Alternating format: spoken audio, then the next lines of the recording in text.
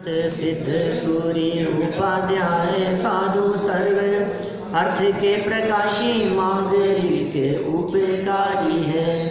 तिनको स्वरूप जाने रागते भई जो भक्ति काय को नवाए स्तुति को उचारी है। धन्य धन्य तिन ही थे काज सब आज भये कर जोड़े बारे बारे वंदना हमारी है। मंगल कल्याण सुख ऐसो हम चाहते हैं।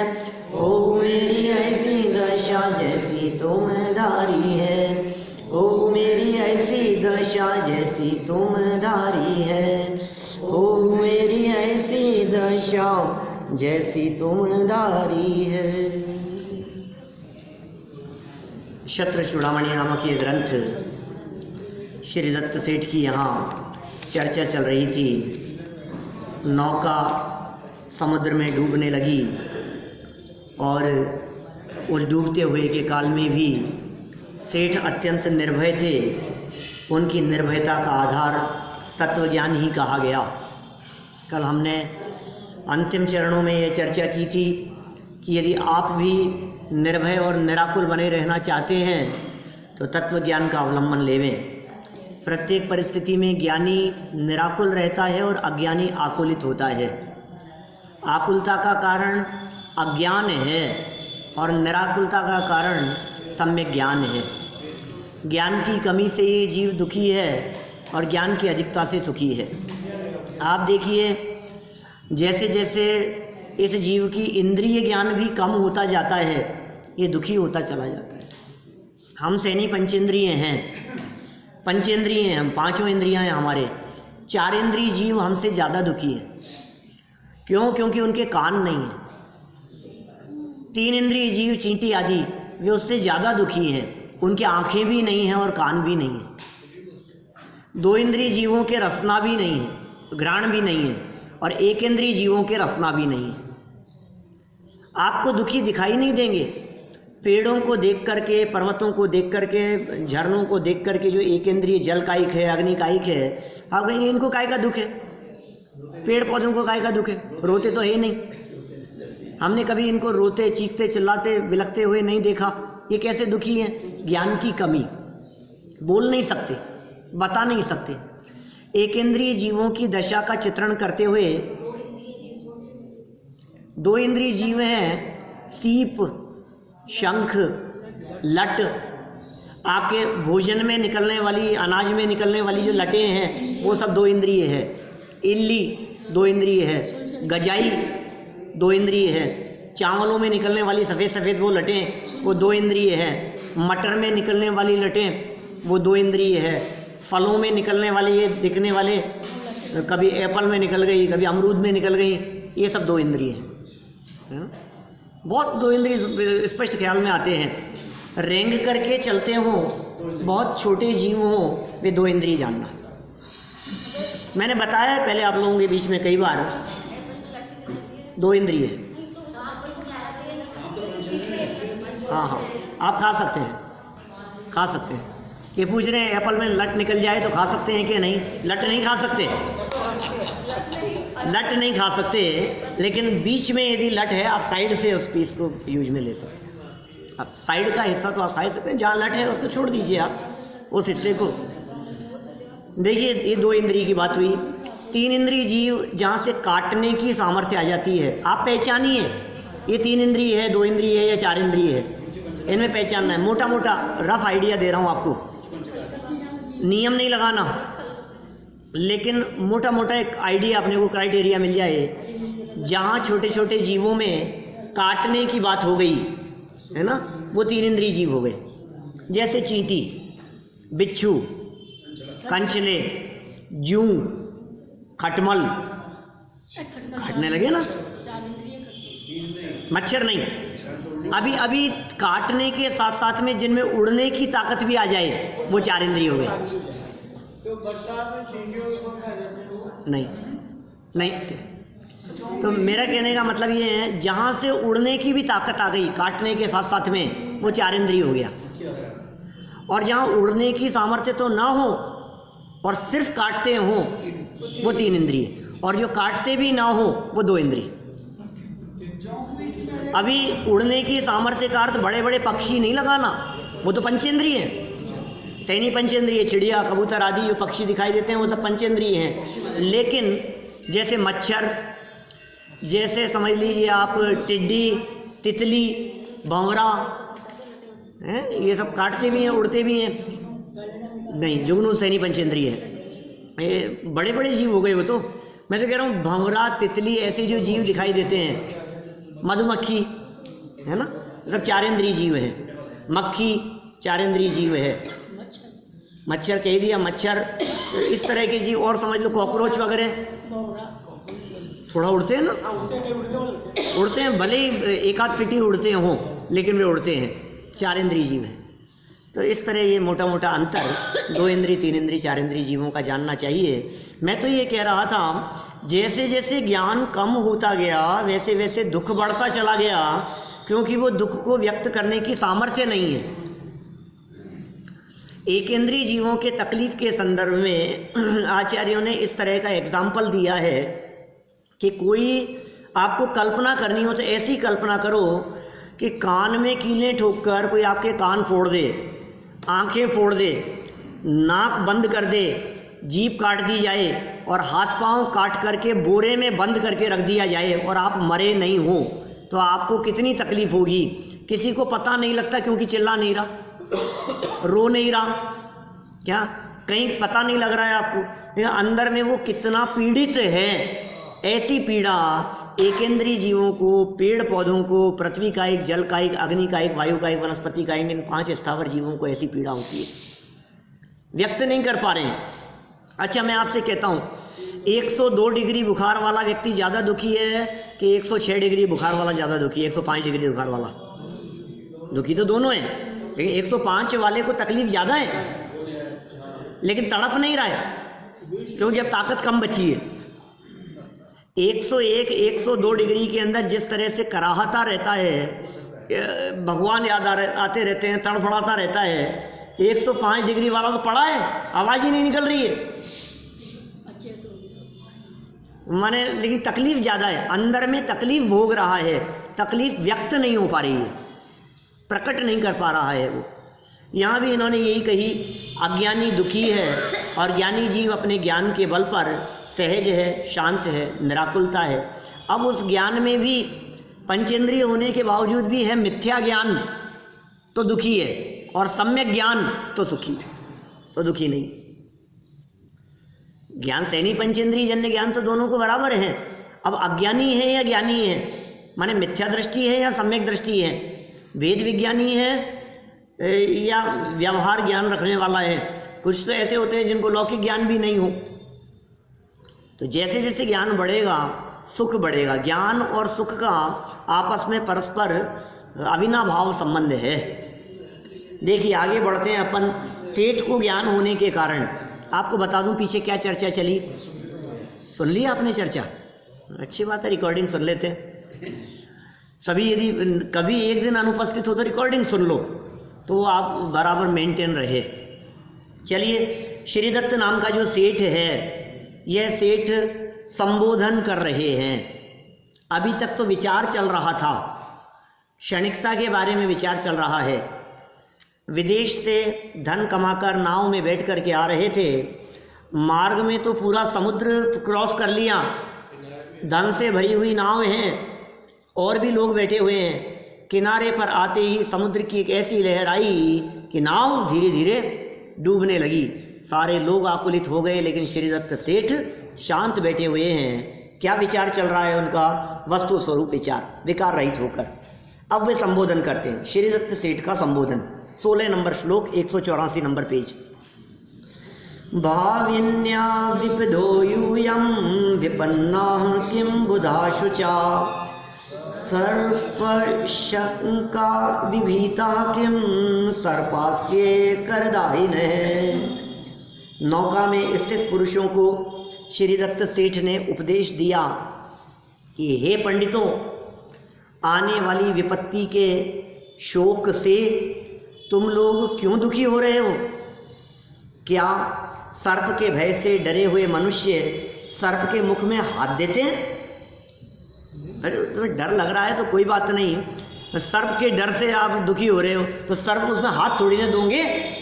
डरने का क्या काम है, जो होगा होगा। अब क्या कर सकते हो आप? डरोगे तो सर्प छोड़ नहीं देगा, और नहीं डरोगे तो काट लेगा, ऐसा भी नहीं है। छोड़ने और काटने का संबंध तुम्हारे डरने और नहीं डरने से नहीं है। तुम्हारा डरना तो व्यर्थ ही है, दुख का ही कारण बनेगा। हे समझदार पुरुषों, आप लोग भावी विपत्ति के दुख से दुखी क्यों हो रहे हो? भविष्य में क्या होगा इससे दुखी क्यों हो रहे हो? क्योंकि सर्प से भयभीत लोग कभी भी सर्प के मुंह में हाथ नहीं डालते। ये जो दुखी हो रहे हो ना, ये बीज बो रहे हो आप भविष्य के लिए दुख के। वर्तमान में दुखी और आकुलित होने से ऐसा कर्म बंधता है जो भविष्य के लिए भी दुख उत्पन्न करता है। यदि आप भविष्य में दुख ना देखना चाहो तो वर्तमान में दुखी होना बंद करो। मैं बहुत दुखी हूँ, किससे? बिजनेस से। मैं बहुत दुखी हूँ घर से, परिवार से, बच्चों से। आप किस किस से दुखी हैं? आप क्यों दुखी हैं? आप मत होइए दुखी। आप यदि दुखी हैं तो आप उसका फल भोगेंगे, आपको भविष्य में भी फल भोगना पड़ेगा। आचार्य उमा स्वामी ने तत्वार सूत्र 6वें अध्याय में एक सूत्र दिया, असाता वेदनी कर्म के आश्रम के कारण बतलाते हुए, दुख शोक तापा क्रंदन वध परिदेवनान्यात्म परोभय स्थानान्य असत वेद्यस्य। असाता वेदनी कर्म के आश्रम के कारण बतलाए। दुखी होना भी, दूसरों को दुखी करने से तो असाता बंधता ही है, स्वयं दुखी होने से भी असाता बनता है। पाप बंध रहा है, आप पाप कर्म बांध रहे। पाप बंध रहा है मतलब भविष्य के लिए दुख के बीज बोए जा रहे हैं। सहज रहना सीखो, शांत रहना सीखो, निराकुल रहना सीखो। देखिए विपत्ति से बचने का उपाय क्या है, तो आप बता दो। लोग कहने लगे आप बता दो, यहाँ तो मर रहे हैं, ज़्यादा होशियारी दिखा रहे हो आप। मौत सामने दिख रही है, नाव डूब रही है, पानी बढ़ता जा रहा है, बचने का कोई उपाय नहीं है। सारा माल, इतने महीनों की सालों की कमाई हुई जो संपदा है, सब पानी में जलमग्न हो जाएगी, जीवन निकल जाएगा। उधर घर परिवार है, क्या होगा? तुमने तो कह दिया शांत रहो। मजाक का काम है, शांत रहो। कहना बहुत आसान है, बीत रही है, तुम्हारे नहीं होगा आगे पीछे कोई। जिस पे बीत, अरे बीत तो सभी पे रही है। अभी तो परिस्थिति तो सबके साथ में बन रही है ना, सबका ही जा रहा है, सभी लोग लौट रहे हैं उधर से। नौका शब्द का प्रयोग किया है, बड़े जहाज जैसा समझना चाहिए। टाइटैनिक है तो कितना बड़ा जहाज पानी में डूबा। देखो विपत्ति से बचने का सही उपाय क्या है? 17 नंबर। विपत्ति में मुनिराज नौका को काम में ले सकते हो। अब ये सब चर्चा चल रही है, रहने तो क्या मतलब है। देखो किसी विपरीत ऐसी कुछ प्रतिकूल परिस्थितियां यदि कभी कुछ आए तो ऐसे उल्लेख तो हैं, लेकिन क्यों किसी के बारे में कुछ भी चर्चा कुछ करने का मैटर नहीं है। देखो आप ऐसे उल्लेख तो हैं आपदा की स्थिति के अंदर प्रयोग करने संबंधी, है ना, कभी कुछ इस तरह का, और फिर बाद में प्रायश्चित आदि के विधान भी है। विपदस्तु प्रतीकारो निर्भयत्वं न शोकिता तच्च तत्वविदामेव तत्वज्ञः स्यात् तद्बुधः। नीतिकार क्या कह रहे हैं? इसलिए विपत्ति का प्रतिकार निर्भयपना ही है। क्या विपत्ति का प्रतिकार कैसे करें? निर्भय रहो। विपत्ति में भयभीत तो होना ये उपाय नहीं है। अरे डर में तो बल्कि विपत्ति और ज़्यादा बढ़ जाती है। आपके बचने के यदि कोई चांस दिख रहे हो तो मरोगे तब मरोगे, डर से पहले ही मर जाता है। आप सोचिए कई घटनाएं ऐसी दिखती हैं जिसमें डर से मौत दिखाई देती है। एक द्रव्य दूसरे द्रव्य का कर्ता धर्ता नहीं है, कोई किसी का सुधार बिगाड़ नहीं कर सकता। किसी की ये ताकत नहीं जो मेरा कुछ बिगाड़ सके। चक्रवर्ती सुभौम, उनका रसोईया मर करके व्यंतर हो गया था। कहानी सुनी है ना? नहीं सुनी? 12 चक्रवर्तियों में एक चक्रवर्ती था सुभौम। सुभौम नाम का चक्रवर्ती। चक्रवर्ती के आदि के जो पद होते हैं ये सब जैनियों को बंधते हैं, माने सच्चे जैनियों को, मतलब जगत में नामधारी जैनियों को नहीं, सम्यक दृष्टियों को बंधती है ये पदवियाँ। चक्रवर्ती, तीर्थंकर, नारायण, प्रतिनारायण, बलभद्र, बलदेव, ऐसी जो पदवियाँ होती है ये सब पूर्व में सम्यक दृष्टियों, माने जैन, सच्चे जैन जो हों, जैन धर्म के श्रद्धानी हों। परिस्थिति कुछ इस प्रकार की बनी, सुबह चक्रवर्ती बैठे हुए हैं, भोजन का इंतजार कर रहे हैं और रसोइया भोजन लेकर के आया है। गरम गरम भोजन सामने आया और जैसे ही उसने जीभ पर लगाया, खीर गरम गरम चम्मच से मुंह में ली और मुंह जला, इतनी गर्म थी वो। भोजन की थाली उठा करके रसोइये पर फेंक दी। प्रथमानुयोग का कथानक, बर्तन औंधा दिया, उसके ऊपर फेंक दिया, जल करके मर गया रसोइया। वो मर गया सामने वाला, मर करके ऐसी अवस्था में मरा, तड़पता हुआ मर करके व्यंतर हो गया, देवगति में चला गया। हीन जाति के देव होते हैं व्यंतर, 4 प्रकार के देव हैं, भवनवासी, व्यंतर, ज्योतिषी और वैमानिक। संकलेश पंडाल में चल जाते हैं। हाँ, तो व्यंतरों में जन्म लिया उसने। जन्म लेते ही वहाँ उसको पता लग गई बात क्यों, कहाँ से आया था क्या। कुछ काल के उपरांत बैर भाव जागृत हुआ तो राजा से बदला लेने के लिए, चक्रवर्ती से बदला लेने के लिए उसने योजना बनाई, षड्यंत्र रचा और एक कृषक का, किसान का वेश बनाकर अद्भुत फल लेकर चक्रवर्ती के सामने आ गया भेंट देने के लिए। दरवाजे से बिल्कुल माथे पर टोकरी लेकर के, एक किसान का वेश बना करके, सर के ऊपर पगड़ी लगी हुई है, उसके ऊपर टोकरी रखी हुई है, दोनों हाथों से टोकरी को पकड़ रखा है, धोती पहन रखी है, कुर्ता पहन रखा है, इधर वो गमछा टांग रखा है। वो उस वेश में दरबारियों से कहा, आज जाने नहीं दिया, आग्रह करके, निवेदन करके कि राजा को कहो ऐसे फल हैं उन्होंने अपने जीवन में कभी नहीं खाए होंगे, चक्रवर्ती से कहो। ले जा करके राजा के सामने आए, फल प्रस्तुत किए गए। और चक्रवर्ती सुबह ने जब खाए, अद्भुत थे। अद्भुत इसलिए थे क्योंकि वो किसी खेत में नहीं उगे थे, वो कहीं नहीं थे, माया से बनाए गए थे। अद्भुत रस उनका मायामयी से बना करके उन्होंने पेश कर दिए, खाए तो अद्भुत, वो तो खाते ही रह गए। बोले कहाँ से लाए हो, हमने तो वास्तव में कभी नहीं खाई जिंदगी में। कहाँ है ये कि दूर देश से लाया हूँ, ये कहाँ है? तो महाराज आपकी सीमा में नहीं। चक्रवर्ती सम्राट 6 खंड का राजा होता है, जानते हैं आप? 6 खंड की विभूति होती है चक्रवर्तियों की, अद्भुत विभूति होती है, अद्भुत वैभव होता है। पूरे भरत क्षेत्र का राजा, 6 खंड, 32,000 राजा उसके अधीन, 5 म्लेच्छ खंड, 1 आर्य खंड, इतना लंबा चौड़ा राजपाट, उसकी शक्ति की कल्पना नहीं कर सकते, इतना पावरफुल होता है चक्रवर्ती। तो आपकी सीमा के बाहर है। बोले कोई बात नहीं, हम चलेंगे वहाँ और उसको अपने सीमा में मिला लेंगे, उसमें क्या हो गया। तो महाराज चल तो सकते हो, लेकिन वहाँ अकेले ही चल सकेंगे अपन, नाव में बैठ करके जाना पड़ेगा, जहाज में बैठ करके, आपके और लोग साथ में नहीं जा सकेंगे। बोले ठीक है, अकेले में ताकत कम थोड़ी ना। बिठाया उसको और बिठा करके ले गए, समुद्र के बीच में ले गया। अब समुद्र के बीच में ले जाकर, लवण समुद्र के बीच में जाकर उपद्रव, उसने तो वेश बना लिया अपना, वापस देव जैसा भयानक रूप बना करके डराना शुरू कर दिया। अब घबरा गया, तो ऐसा भयानक रूप कभी नहीं देखा था। देव है तो इसके सामने मैं क्या लड़ूंगा, कितनी भी शक्ति क्यों नहीं हो चक्रवर्ती में। खूब भयानक उसने उपद्रव करना शुरू किया।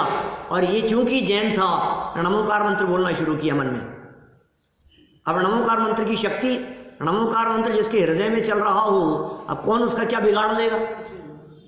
अंदर में नमोकार मंत्र चल रहा है, उधर से वो उपद्रव कर रहा है, संकट माथे पे दिखाई दे रहा है, मन में नमोकार मंत्र बोल रहा है। देव ये समझ रहा है कि मैं जो कर रहा हूं ना, मैं कुछ कर नहीं पा रहा हूं, दिखा तो रहा हूं, सब दिख तो रहा है, ये सब नाटक। बादल गरज रहे, धाम धूम आवाजें आ रही है और सारा समुद्र इधर उथल पुथल होता हुआ दिखाई दे रहा है, नाव, लेकिन असर नहीं चल रहा है इसके ऊपर कुछ भी। क्यों? मंत्र बोल रहा है। और वो जो चक्रवर्ती हैं, वो चक्रवर्ती बोल तो रहा है नमोकार मंत्र और डर रहा है खतरनाक, ये भय दिखाई दे रहा है, मार देगा ये तो मेरे को, मर जाऊंगा मैं तो। अब क्या करें बोलो। उस देव ने, व्यंतर ने उससे कहा कि सुन, तू कोई एक मंत्र बोल रहा है कुछ, उस मंत्र को यहाँ लिख, कागज पेन तो है नहीं, पानी पे ही लिख, हाथ से उंगली से और पैर से मिटा उसको। यदि तूने मिटाया उसको पैर से तो मैं तुझे छोड़ दूंगा, नहीं तो तू देख ही रहा है हाल। जो उसने चाल चली। अब ये मरता क्या नहीं करता बोलो, अब क्या करें। पानी में नमोकार मंत्र लिखा और जैसे ही पांव लगाया मरना ही था, शक्ति खत्म हो गई। नमोकार मंत्र का अपमान करने से, अभिनय करने से मर करके 7वें नरक में चला गया शुभम चक्रवर्ती।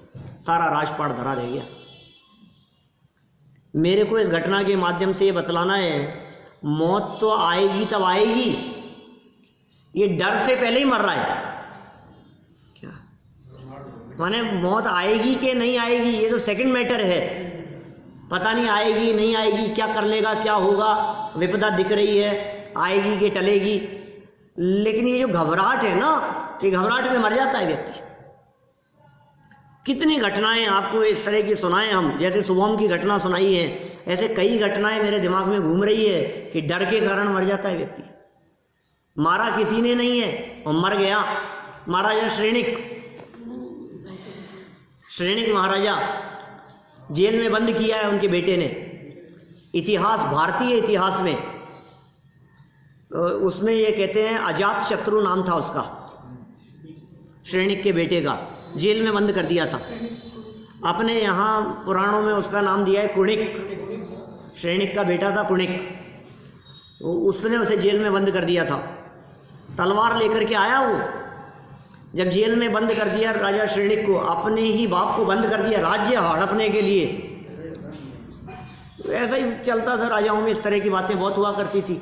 जेल में बंद है, सांकड़ों से बांधा हुआ है, बाहर से जेल के ताला लगा हुआ है और बंद करके आ गया।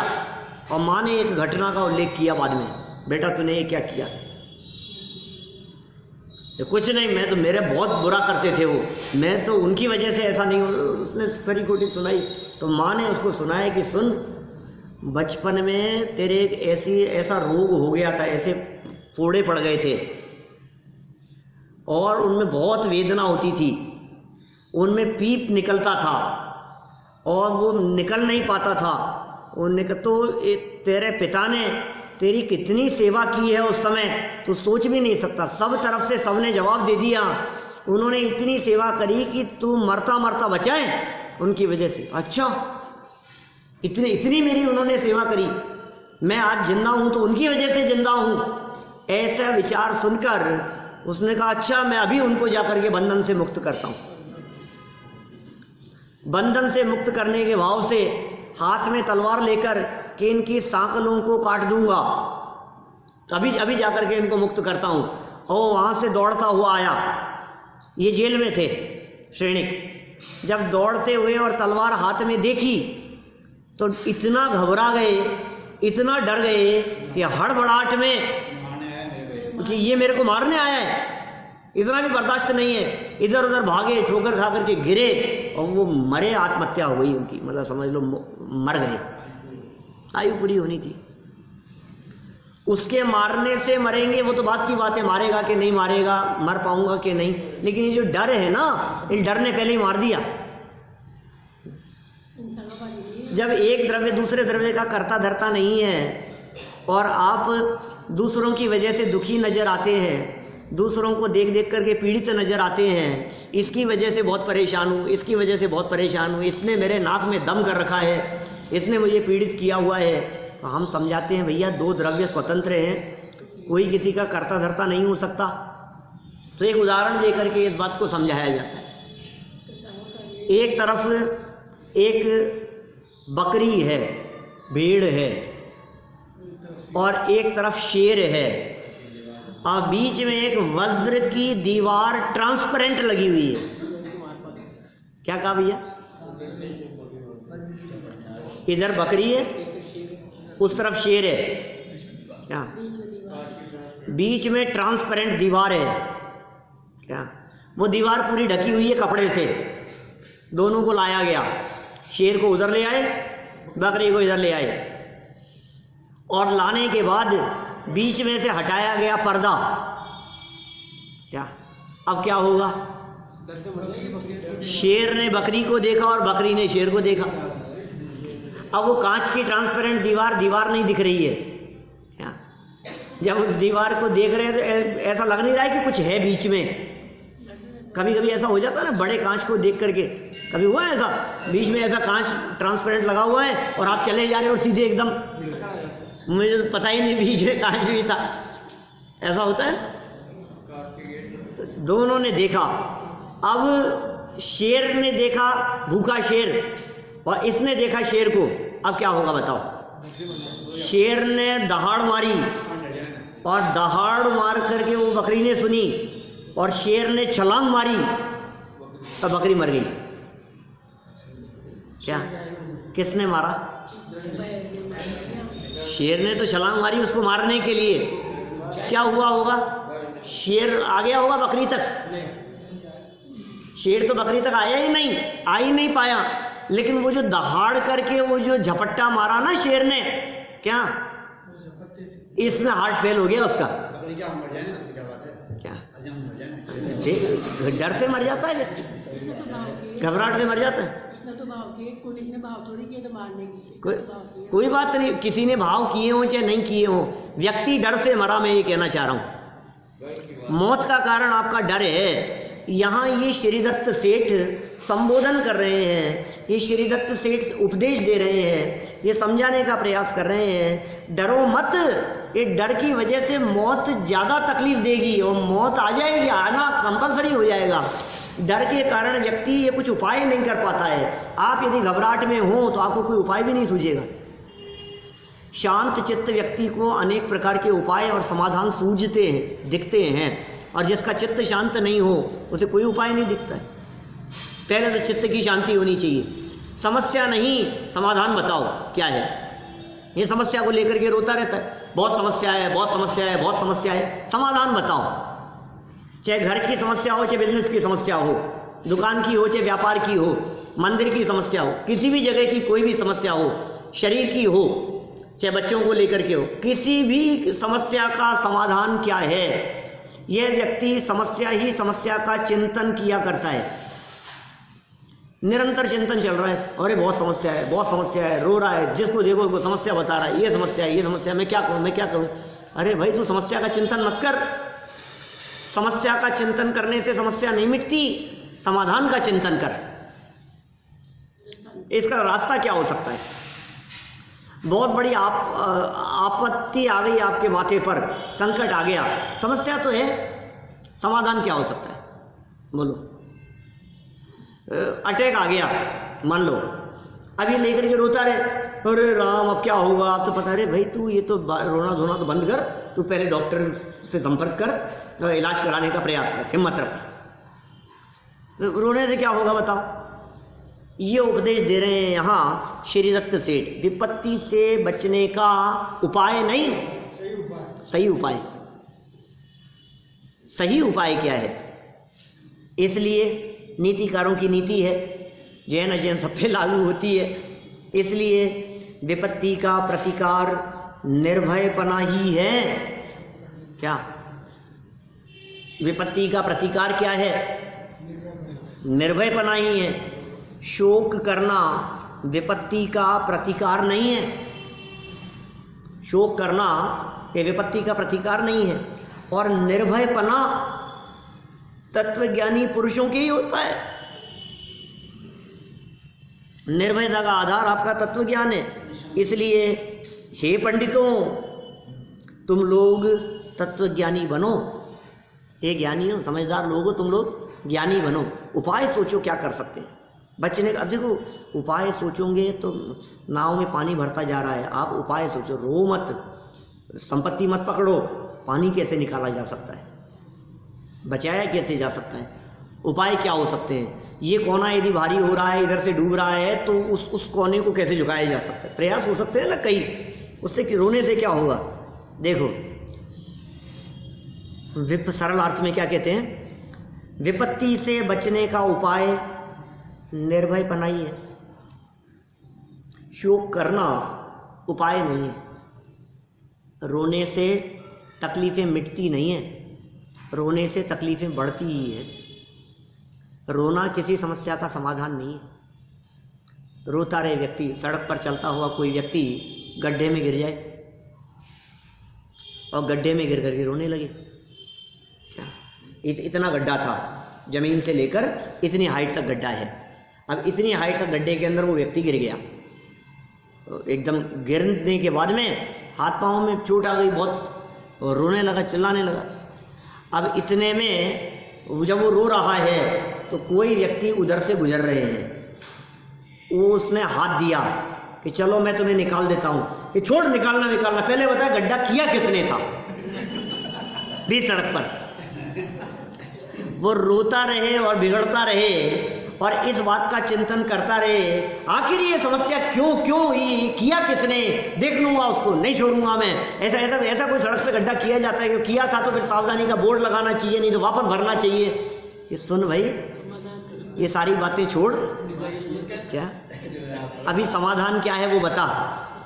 तेरे को यहाँ समाधान मिल रहा है, ये श्री गुरु तुझे उपदेश दे रहे हैं, हाथ पकड़ करके तुझे इस संकट और महासंकट से बचाने का प्रयास कर रहे हैं ये महामुनिराज, और तू अपने दुखों का रोना लेकर के बैठा है।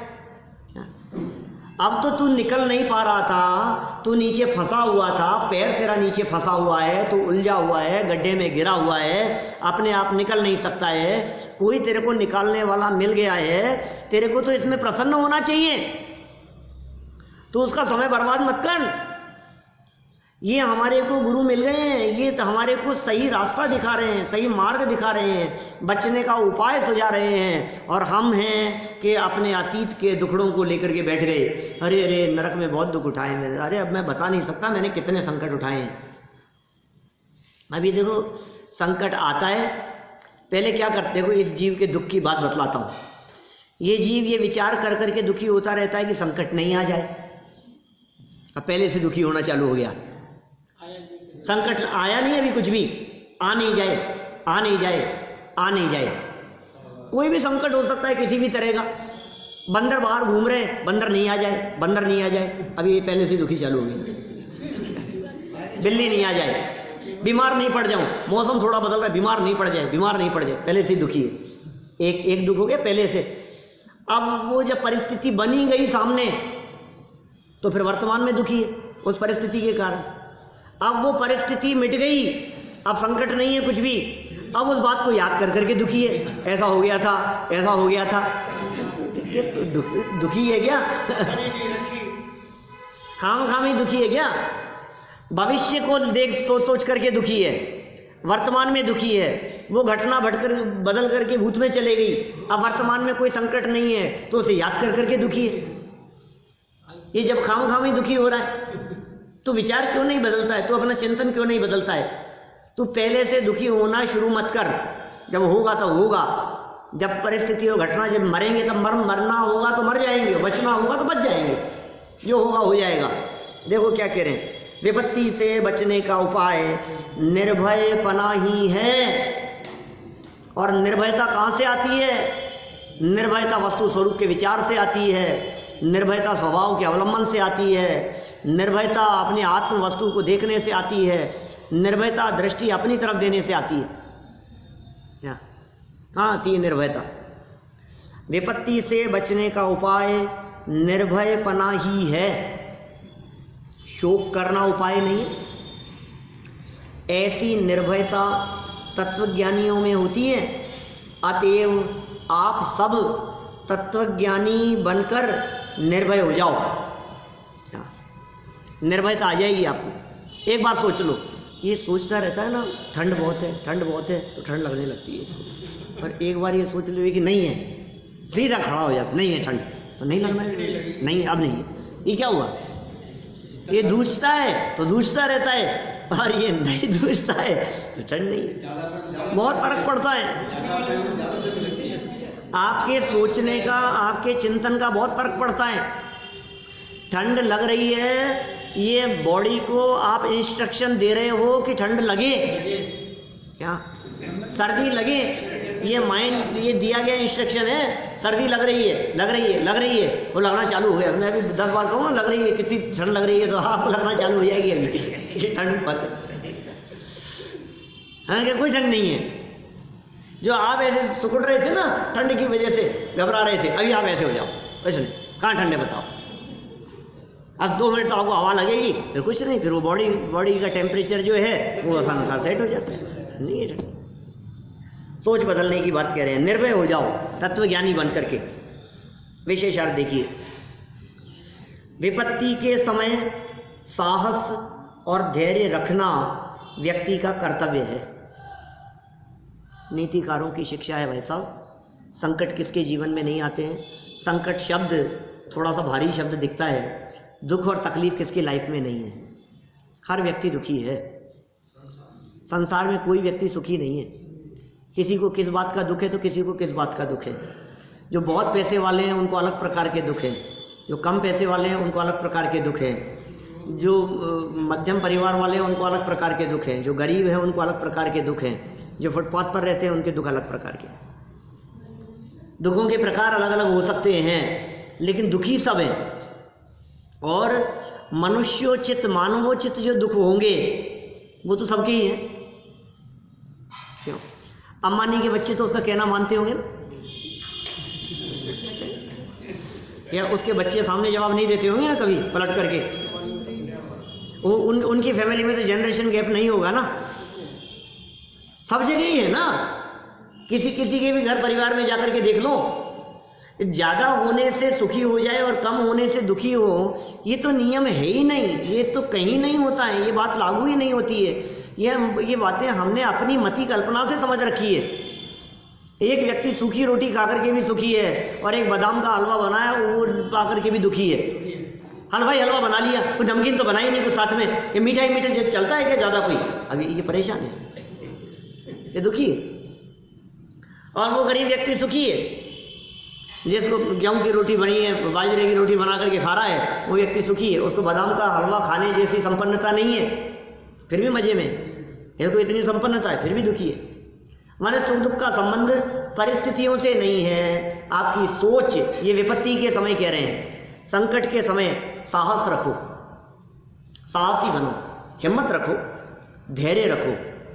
ये व्यक्ति का कर्तव्य है, हर व्यक्ति का कर्तव्य है, हर मनुष्य का कर्तव्य है। हमें ये अपना कर्तव्य समझना चाहिए। धैर्य खो दिया तो गया सब।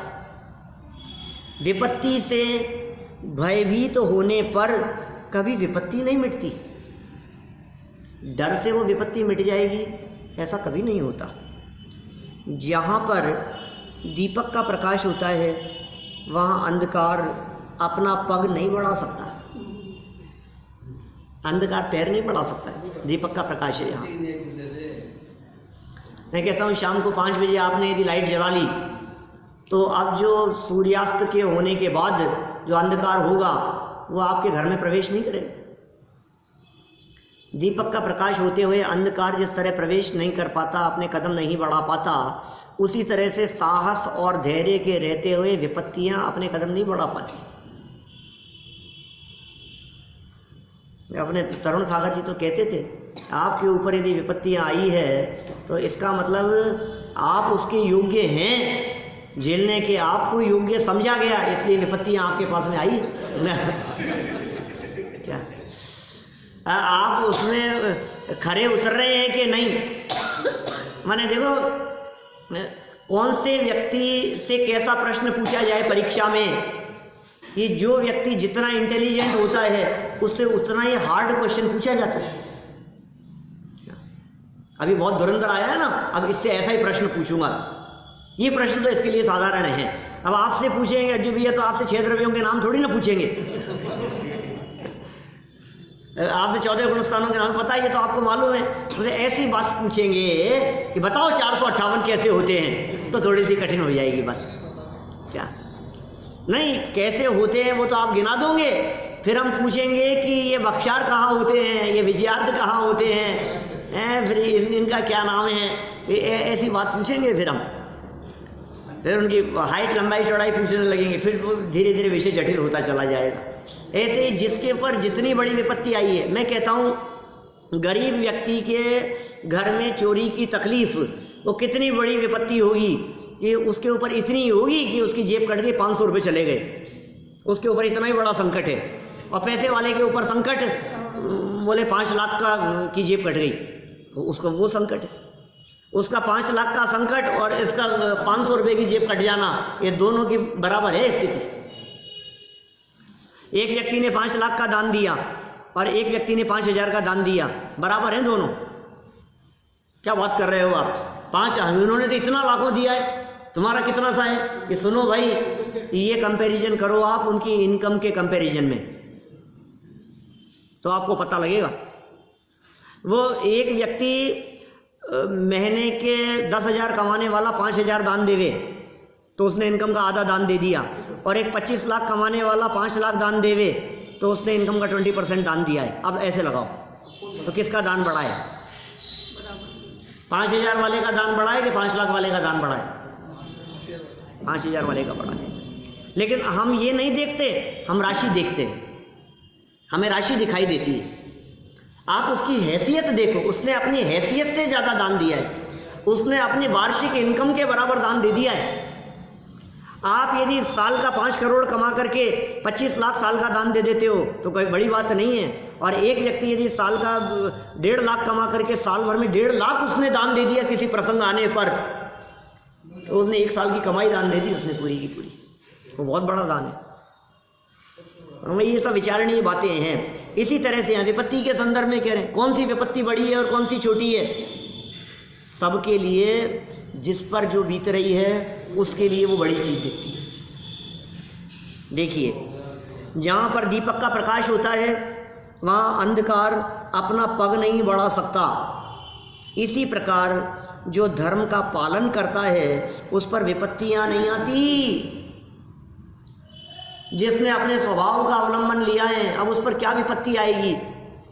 सुनो, आश्रय ले लो उसका, सारी विपत्तियां मिट जाएगी। कबीरदास जी की पंक्तियां हैं, चक्की को चलती हुई देख करके देखा उन्होंने, 2 पाटन के बीच में साबुत बचाने कोई, चलती चक्की देख कर दिया कबीरा रोए, 2 पाटन के बीच में साबुत बचाने कोई। क्षणभंगुरता के स्वरूप के बारे में बहुत दोहे लिखे कबीर जी ने। हमारे कोर्स में थे, एमए के कोर्स में, कबीर दर्शन की जैन दर्शन से तुलना, तो वो क्षणभंगुरता से तुलना करते थे बहुत हम। 2 पाटों के बीच में कोई नहीं बचा है। और देखो एक और कमाल था, क्या? चलती चक्की देखकर देख कमाल हंसाए, कीली के संग जो रहे उसको कौन पिसाए। समझ में आई क्या बात आपको? चक्की चल रही है, 2 पाटों के बीच में आ गया वो तो पिस गया। अब उसमें जो गेहूं के दाने हैं जो कीली के पास में चले गए, ध्रुव के पास में जो अचल हैं, अब वो उनको कौन पिसाएगा? अब वो नहीं पिसने वाले हैं। कि सुनो, इन क्षणभंगुर परिस्थितियों को देख देख करके ये अज्ञानी जीव तो रोते और बिलखते हुए नजर आते हैं, लेकिन जो समझदार पुरुष उस ध्रुव का अवलंबन ले लेते हैं, जो कीली जैसा अपना आत्म स्वभाव है, उसे दुखी करने में कौन समर्थ हो सकता है?